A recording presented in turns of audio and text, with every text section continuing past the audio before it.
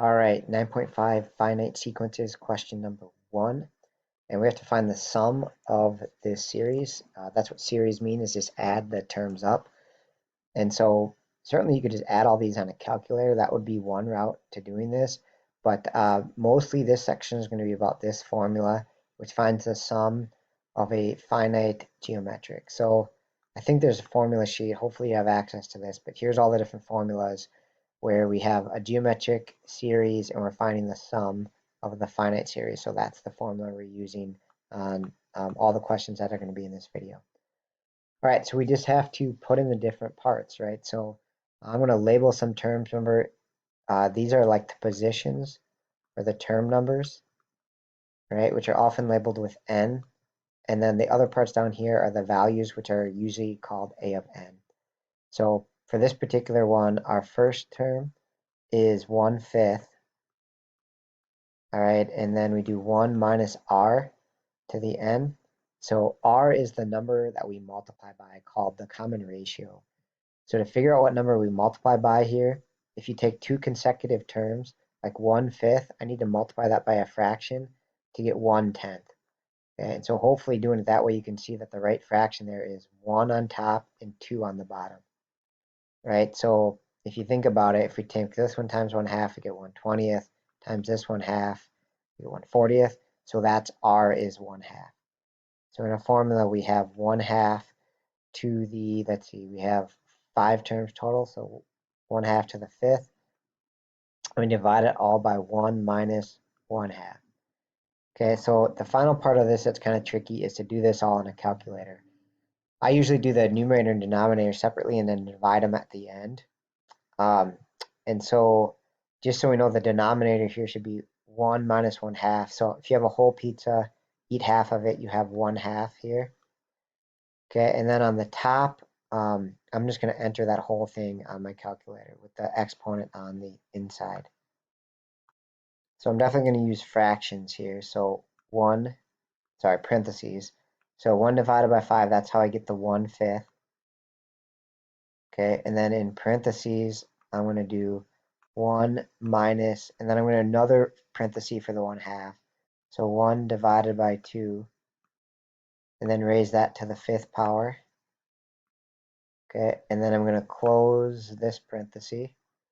Okay, so that's what my numerator looks like, which is kind of tough with fractions. If you wanted to do decimals there, you could be 0.2 and 0.5.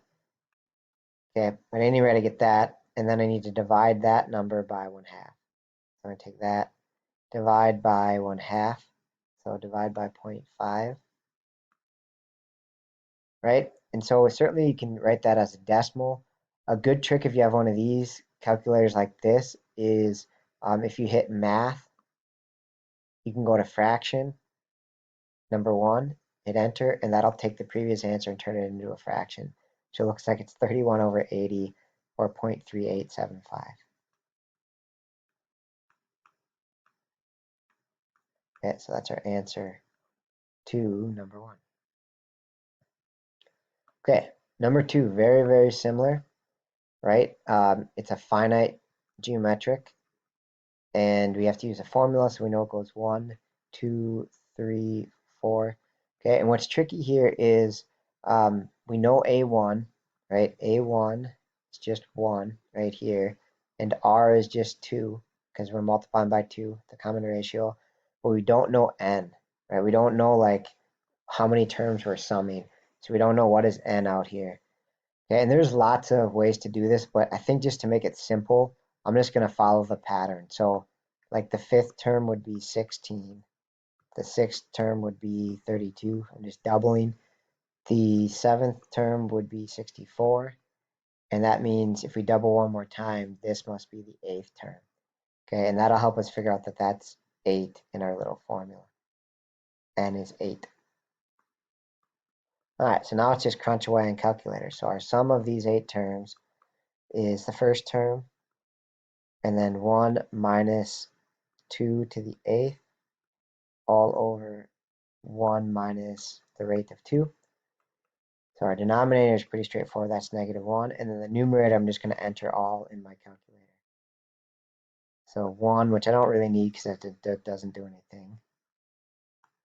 1 times 1 minus 2 little hat thing 8, close parenthesis. Okay, and then I'm just going to divide that by negative 1 because I think that's what was in my denominator. Yeah, so I got negative 255. Okay, and then negative divided by negative comes out to positive 255, which kind of makes sense. Looking at this, we added all those up, it makes sense we get about 255. All right, question 4. Again, same formula every time, and we just need to identify A1, R, and N. And sometimes they're given to you, sometimes you got to do a little bit of work, right? So here's A1 is just 2. Okay, R, it looks like is 2 again because we're multiplying by 2. So I guess I can label these. A1 is 2, R is 2, and then N is how many terms. So they have a dot, dot, dot, which looks like it goes on forever, but they tell you there's actually 10 terms in this sum. So that just tells us that N is 10. All right, and then we do 1 minus R, which is 2 again. Denominator is negative 1, and then numerator, again, I just used my calculator. So I'm going to clear all this out, but I have 2 parenthesis 1 minus 2 to the 10th power. So little hat thing 10. Close the parenthesis. Again, notice the exponents on the inside of that parenthesis there. So you get negative 2046.